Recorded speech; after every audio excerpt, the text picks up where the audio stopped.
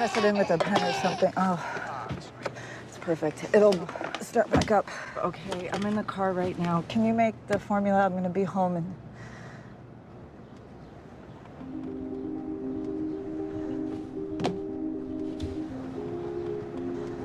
Sam?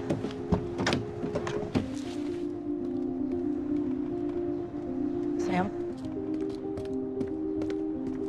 Sam? Sam? Sam? Daddy!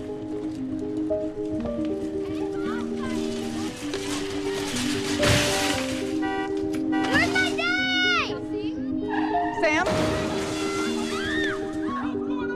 Daddy! It's October 14th, and 2% of the world's population disappeared without any explanation. 3 years later, we get introduced to the Garvey family, which seems to be separated.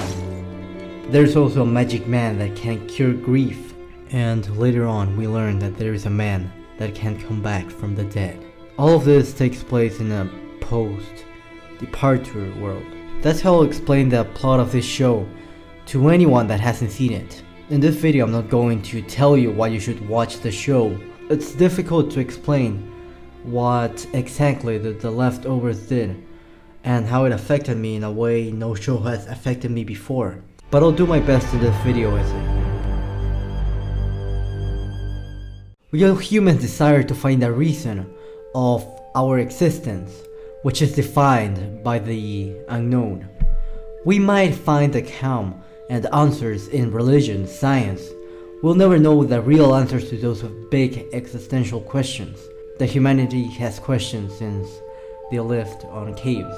We have unlocked a deeper understanding of physics and chemistry and comfort in Christianity or Buddhism. But the greater question, why, will be there for the rest of our lives. The Leftovers isn't a show that is set to answer all these bigger questions about our existence. The Leftovers is about the journey that we all experience in contemplating mortality, confusion, religion, loss, grief, and our own mind. Even though the whole show is based on metaphors and weird shit, the main premise of the story is acceptance, and that's why The Leftovers is such a fresh and original story. It encourages a human being to ask questions, try to find answers, and many times question what's real. I will not try to give you the real answer that the showrunner Damon Lindelof tries to communicate in this show, because I don't even think he knows the answer to every existential question in humanity. Like he said, quote, "I think when I read Tom Perotta's book, the question that I really wanted to answer, kind of coming out of this, was not where did the 2% go, what forces were responsible for this major supernatural event, but in the world where that happened, how could anybody feel safe or stable in a relationship? Again, knowing that at any second, people that they care the most would be gone." End quote. We see this numerous times in the show, how everyone deals with the departed in different ways, whether Nora telling a prostitute to shoot her, whether Matt with religion, whether Jill going to messed up parties, whether Kevin Garvey Sr. thinking that he could save the world and that his son is a messiah, John burning people's houses, or Kevin trying to kill himself. Talking about Kevin, his character is amazing. You see in season 1, episode 9, everyone's backstory. Kevin's story seems to be unhappy. He's the only one that feels empty, and he really doesn't know why. At the end of the season 1, we see Kevin with Wayne, the magic man that can cure hurtfulness, tells Kevin to ask a wish on his mind. I can give you anything you want. By the end of season 2, we see this wish to become the truth. Even though I don't personally think that Wayne is actually a magic man, I do think that Kevin just getting the idea of wanting to be with his family released his power of coming back from the dead. Wayne in the first episode of the show says, quote, "Been having this dream." Tom is the same one over and over again. It's about my son. We're gone, Daddy. And all the people who stayed there, pretending like it never happened, they're asleep. But they need to wake up now. So I ask him, why now? And he says, therefore,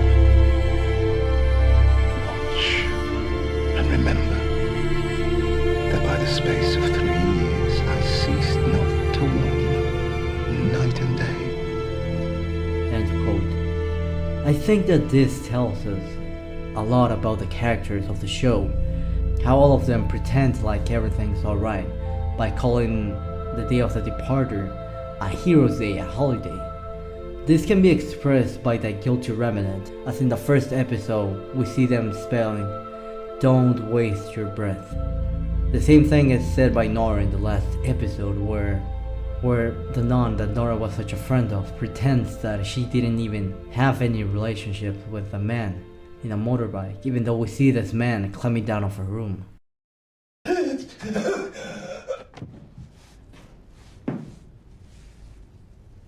In this segment of the video, I'd like to talk about the purgatory, or the place where Kevin Garvey went when he died. For this, I don't really have my own theory, since I really can't find any explanation to the afterlife. But I found a theory written by Dustin Rose that is extremely convincing. We knew from the outset that Kevin Garvey was expressed in this week wasn't real. We knew we were traveling through the form of the afterlife with him. This was not about Kevin versus Patty, it never has been. Since the beginning of the season, it's been about whether Kevin wanted to live or he wanted to end his own life. Kevin Garvey chose life in the lens of the dream sequence that essentially mixed up different memories from his subconscious. From spy movies to The Godfather, to run-ins with Gladys and Wayne, to fears that Mary would die, to his own subconscious reason for smoking. Instead of pushing away or representing his feelings, he embraces them. He hated Patty, of course, just as he hated dealing with his own emotions, recognizing his failings as a father and as a husband. He didn't want to kill Patty because he knew it would mean confronting reality. Patty couldn't bring herself to leave Neil, even when she had the means to do so, because she would no longer have her husband to blame for her miserable lot in life. Kevin didn't want to get rid of Patty for the same reasons. It would mean moving on and no longer having Patty to blame for his fuck-ups. Now that Kevin has chosen life and chose to accept responsibility for his own actions and feelings, he's got to confront in his relationship with Nora. He has asked himself if he really wanted that baby. He has to deal with his role in Evie's disappearance. He has to accept that he lives in a world where 2% of the population disappeared one day, and he has to deal with the fact that he came back from the dead.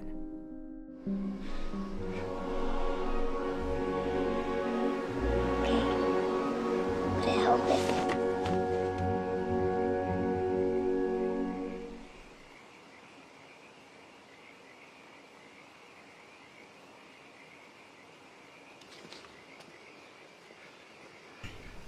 In conclusion, The Leftovers is the most underrated show in history.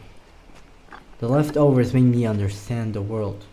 The finality didn't leave an empty hole, but it gave me reasons to understand religion, science, and the desire to answer the question, why? We all humans want to be the most powerful man in the world. We all want to know the truth. Kevin Garvey is a representation of that. He wanted back something that he didn't lose in the departure, but just as a natural mistake in life. Matt is also a representation of this. The difference is that he's selfish, and like in season 3 episode 5, of emerging into these weird worlds, it's just how Matt sees reality, and by the end he accepts it. Just like all the characters mentioned before, they find acceptance in the end of the show. In the last episode of the show, we see the two characters that haven't found acceptance yet. We see characters that want to love and don't accept it. Once again, quoting Lindelof, we have been all in relationships where we build these walls to kind of protect ourselves from being vulnerable and insulating ourselves from pain. And I feel like those walls will basically be made of pure steel and fortified over and over again in a world where the departure happened. And therefore I felt like the journey of the leftovers was ultimately going to be about people saying fuck it, knocking those walls down anyway, because this is not a way to live my life. I would rather love and lose than never to have been loved at all. Ultimately, it felt like the calculus of the show, without being corny and reductive, ultimately was going to be a love story. At the end of the first season of the show was about the disintegration of family. The subsequent episodes and journey will be about putting a new family together again, even though you did so at tremendous risk. End quote.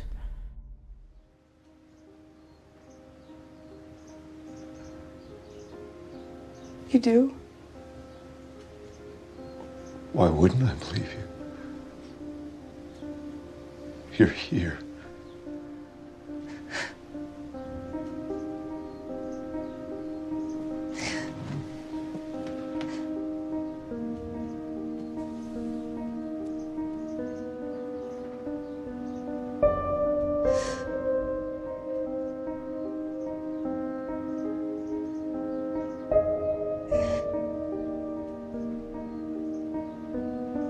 I'm here.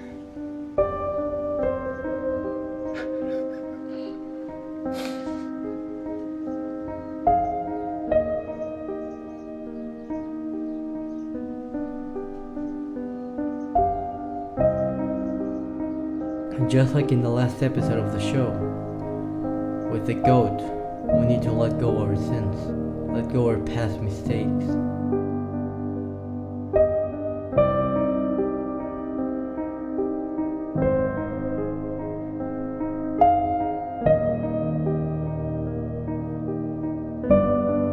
And let love and acceptance come back, like the white birds coming back home.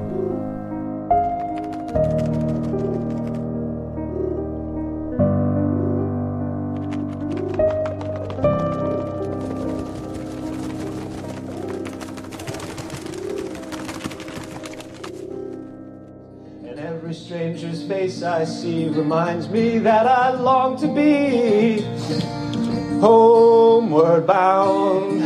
I wish I was homeward bound. Home, where my thoughts escaping. Home, where my music's playing. Home, where my love lies waiting silently for me. Tonight I'll sing my songs again. I'll play the game and pretend. All my words come back to me in shades of mediocrity, like emptiness in harmony. I need someone to comfort me.